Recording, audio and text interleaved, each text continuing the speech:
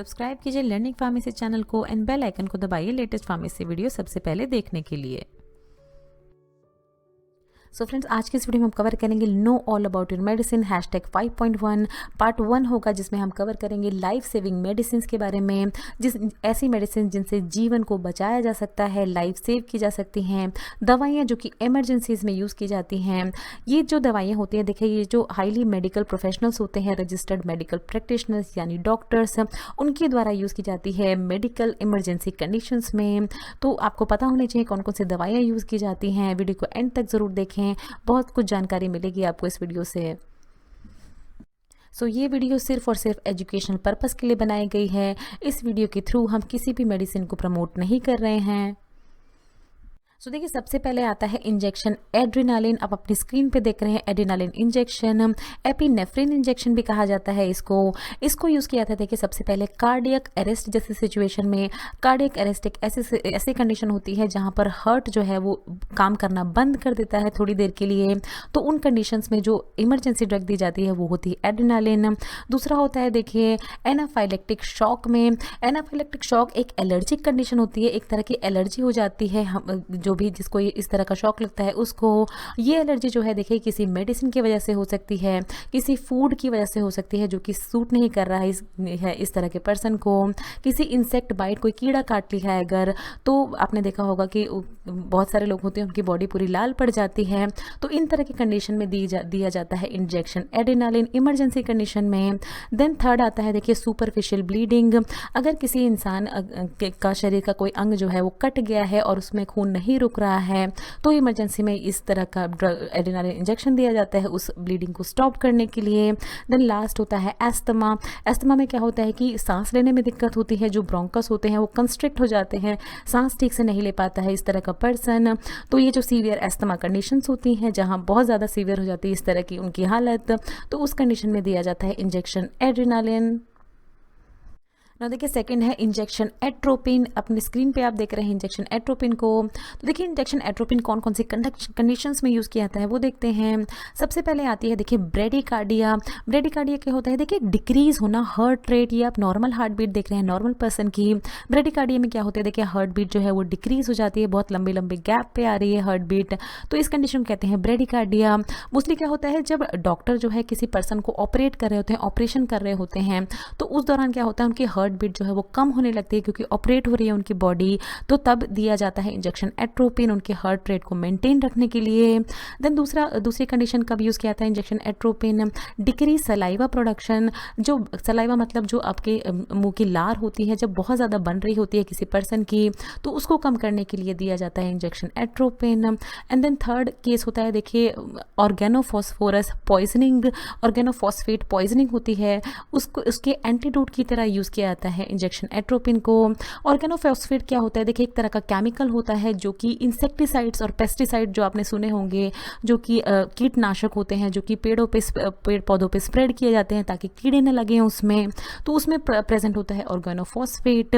But कभी कभार क्या होता है जो वर्कर्स काम कर रहे होते हैं, कभी कभार वो ज़्यादा इनहेल कर लेते हैं इस तरह के केमिकल्स को, तो उनको पॉइजनिंग हो जाती है, रिएक्शंस होने लगते हैं बॉडी में उसकी वजह से, तो उसको ट्रीट करने के लिए दिया जाता है इंजेक्शन एट्रोपिन। उसके एज एन एंटीडोट दिया जाता है उसके।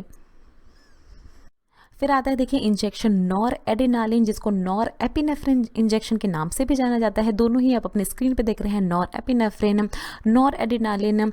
इसको कब दिया जाता है, देखिए इसको दिया जाता है बहुत ही ज़्यादा इमरजेंसी कंडीशन में।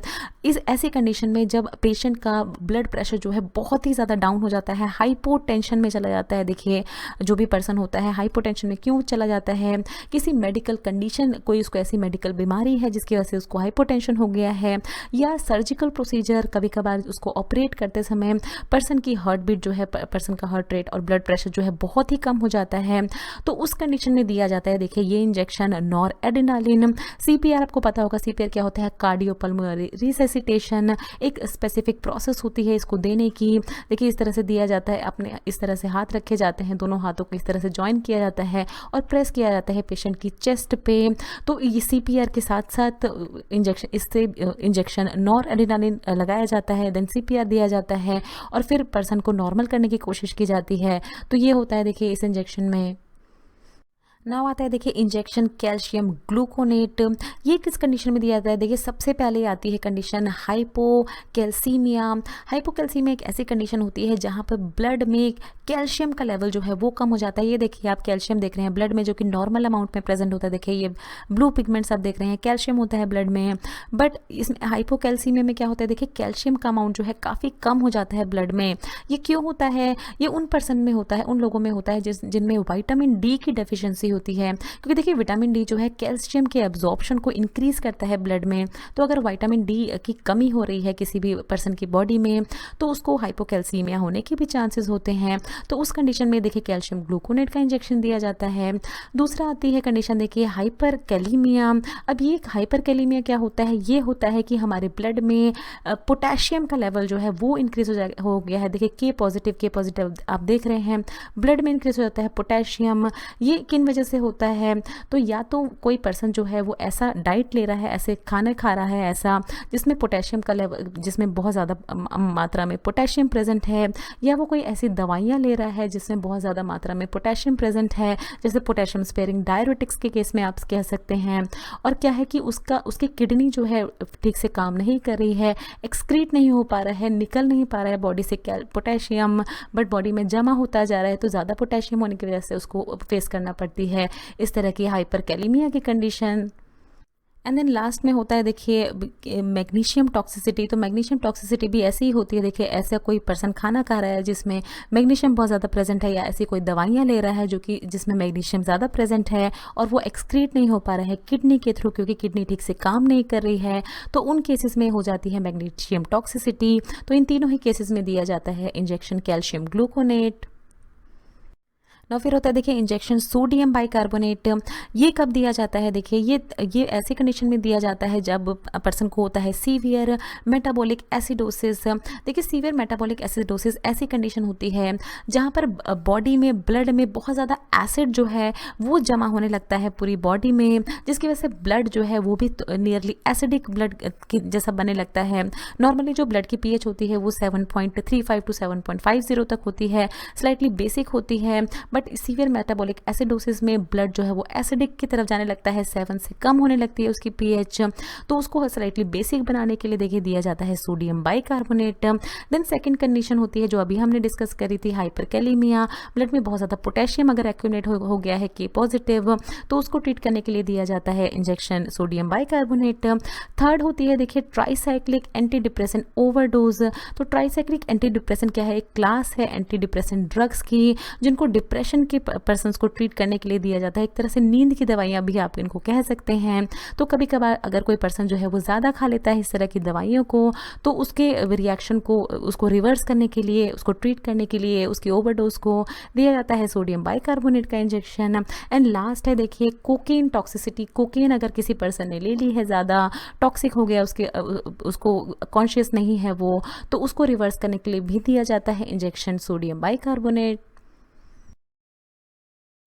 So thanks for watching. Next video हम कवर करेंगे know all about your medicine का पार्ट 5.2, जिसमें हम पार्ट 2 कवर करेंगे लाइफ सेविंग मेडिसिन जिनसे जीवन बचाया जा सकता है। इमरजेंसी मेडिसिन का पार्ट 2 कवर करेंगे।